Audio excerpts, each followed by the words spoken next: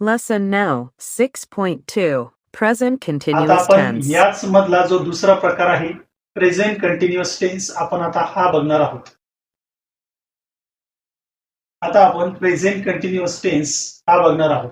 आपण प्रत्येक याच्यामध्ये रिव्हिजन घेत आहोत जेणेकरून तुम्हाला ते सोपं जावं आणि अगोदरच्या व्हिडिओमध्ये काय घडलेलं आहे हे तुम्हाला क्लिअर कळावं.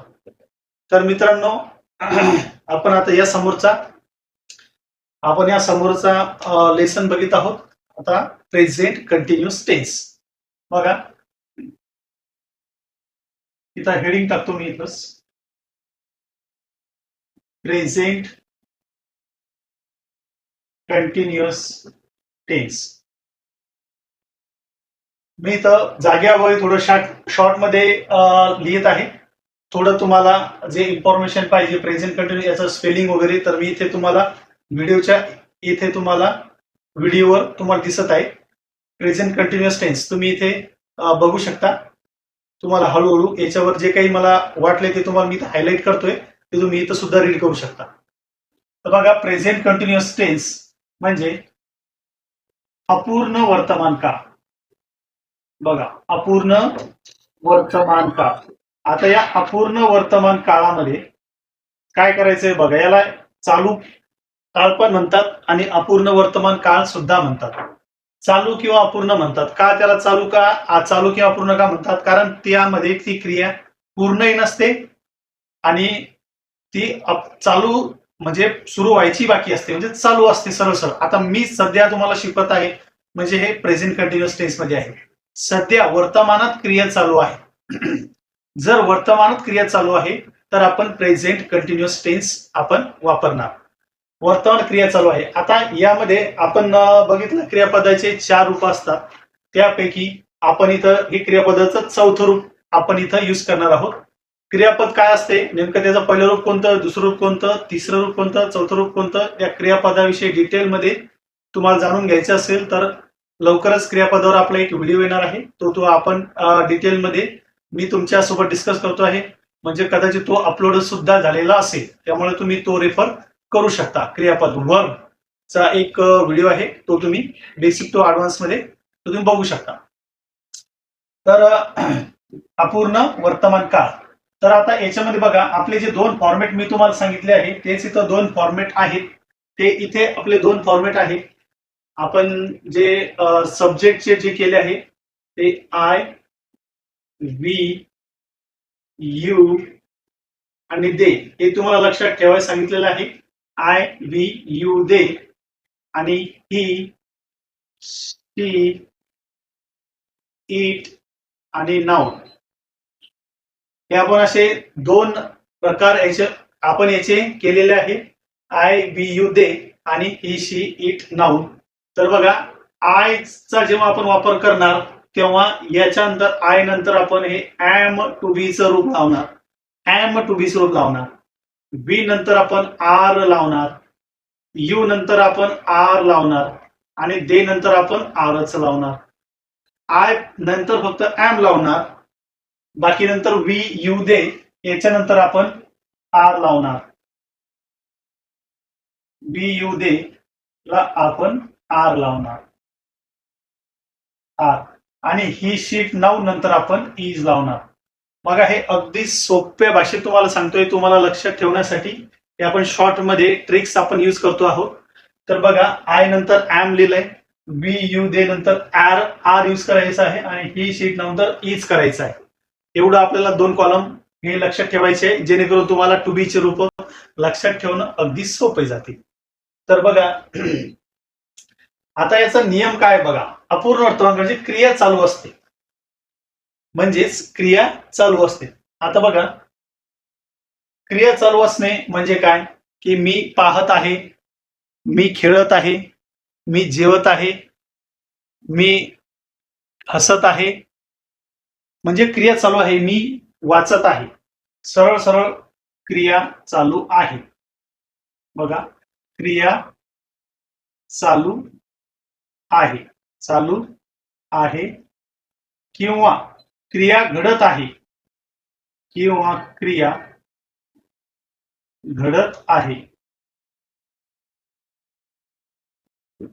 यावेळी आपण वर्तमान काळामध्ये क्रिया घडत आहे, वर्तमान काळामध्ये क्रिया चालू आहे, अशा वेळेस आपण प्रेझेंट कंटिन्युअस टेन्स वापरणार.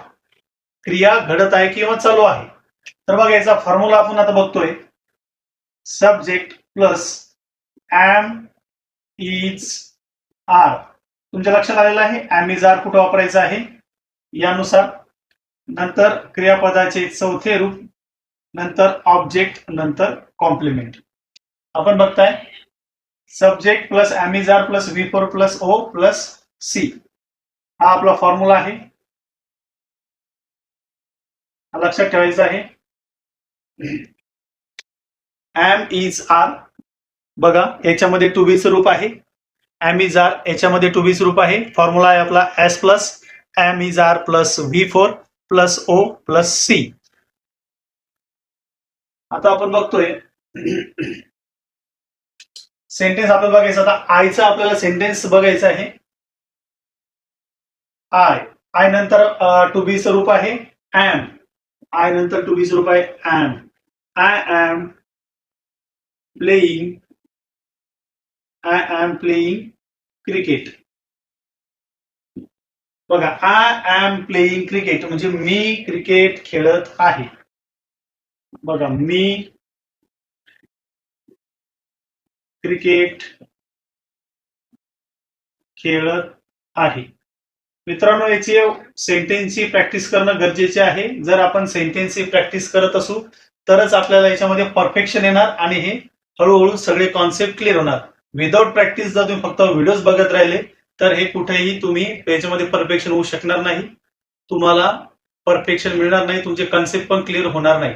त्यामुळे रिपीट व्हिडिओ बघा, कन्सेप्ट क्लिअर करून घ्या, त्यावर प्रॅक्टिस करा. प्रॅक्टिस केल्यानंतरच तुम्हाला समोर इंग्लिशमध्ये त्याचा उपयोग होईल. I am playing cricket. I नंतर बघा एम वापरला आहे, एम नंतर क्रियापदाचे चौथे रूप वापरले आहे आणि ऑब्जेक्ट वापरले आहे. आय एम प्लेइंग क्रिकेट म्हणजे मी क्रिकेट खेळत आहे, खेळत आहे.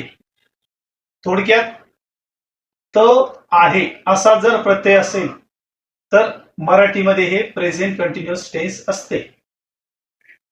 आय नंतर आता याला आपण निगेटिव्ह सेंटेन्स बनवायचा आहे, आपल्याला याला नकारार्थी बनवायचं आहे. निगेटिव्ह जर बनवायचं असेल तर आय एम नंतर तुम्हाला नॉट लावायचंय. I am not playing, I am not playing cricket. I am not playing cricket मी क्रिकेट खेळत नाहीये, मी क्रिकेट खेळत नाहीये म्हणजे मी सध्या क्रिकेट खेळत नाहीये. एखादा प्रश्न विचारला सध्या काय करतोय, अचानक तुम्हाला कॉल आला आणि तुम्हाला विचारलं की तू सध्या काय करतोय, तर तुम्ही तिथे त्याला सांगू शकता की यार तू क्रिकेट खेळतोय का, मला असं माहित झालं की तू क्रिकेट खेळतोय, तू सध्या क्रिकेट खेळतोयस का, तू सध्या काय करतोयस. अचानक तुम्हाला कॉल आला, तुम्ही कॉलर म्हणणार की मी क्रिकेट खेळत नाहीये. I am not playing cricket, I am not playing cricket मी क्रिकेट खेळत नाहीये म्हणजे हा आपला प्रेझेंट कंटिन्युअस टेन्स आहे. बघा नंतर तुम्हाला असं जर प्रश्न करायचा असेल मी क्रिकेट खेळत आहे का सध्या, मी तुम्हाला शिकवत आहे का, तर तुमचं उत्तर yes, you are teaching English, you are teaching and English. परंतु सध्या मी क्रिकेट खेळतोय का, नाहीये. तू क्रिकेट सध्या खेळत आहे का जर मला विचारलं तर मी काय म्हणणार, एम आय प्लेइंग क्रिकेट, मी क्रिकेट खेळत आहे का, म्हणजे प्रश्न करणार तुम्ही. तेव्हा तुम्हाला हा टू बी चं रूप जे आहे हे फक्त सुरुवातीला घ्यायचंय, बस याची जागा तुम्हाला एमची जागा बदलायची आहे, तुमचा इंटरॅगेटिव्ह सेंटेन्स तयार होता. एम आय प्लेइंग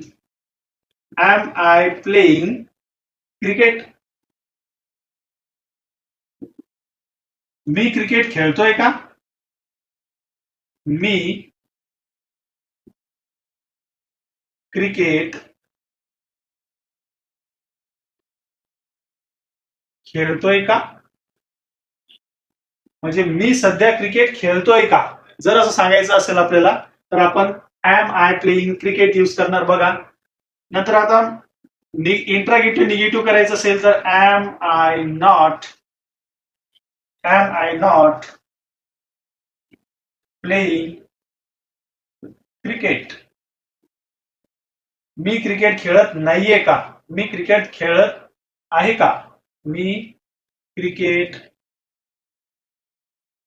खेळत नाहीये का? मी क्रिकेट खेळत नाहीये का? जर असा प्रश्न करायचा असेल तर तुम्ही याला इथे यूज करू शकता. बघा आपले 4 फॉर्म आपण बघतोय. आय एम, आय नंतर एम केले, एम यूज केले. आय एम प्लेइंग क्रिकेट, मी क्रिकेट खेळत आहे. I am not playing cricket, मी क्रिकेट खेळत नाहीये. एम आय प्लेइंग क्रिकेट, मी क्रिकेट खेळत आहे का? आणि am I not playing cricket, मी क्रिकेट खेळत नाहीये का? बघा आय नंतर टू बी स्वरूप एम वापरला आपण इथं वर्धशराप्रमाणे. वी घेतल्यास आर वापरणार, यू आल्यास you are, they are, he is, she is, it is, noun is असं आपण यूज करणार. सेम बाकी स्ट्रक्चर आहे. सब्जेक्ट घेतला आहे, एम इज आर पैकी टू बी स्वरूप घेतला आहे, व्ही फोर घेतला आहे. क्रियापदाला आयएनजी प्रत्यय लागल्यास आपण व्ही फोर वापरतो, याला व्ही फोर असे म्हणतो. त्यानंतर ऑब्जेक्ट घेतलेला आहे आणि त्यानंतर क्रियापदाचे चौथे रूप आहे. आपण बघताय मित्रांनो, काय तुम्हाला नोट्स उतरायचे असेल तर आपण नोट्स उतरून घेऊ शकता किंवा व्हिडिओ पॉज करून तुम्ही त्याचा स्क्रीनशॉट सुद्धा घेऊ शकता. बघा प्रेझेंट कंटिन्युअस टेन्स आपण बघत आहोत. या प्रेझेंट कंटिन्युअस टेन्स मध्ये आपले टू बी चे रूप आहेत. आय नंतर आपण एम वापरणार, वी, यू, दे नंतर आर वापरणार आणि ही शीट, नाउन नंतर इज वापरणार. I am, we are, you are, they are, he is, she, it is, noun is.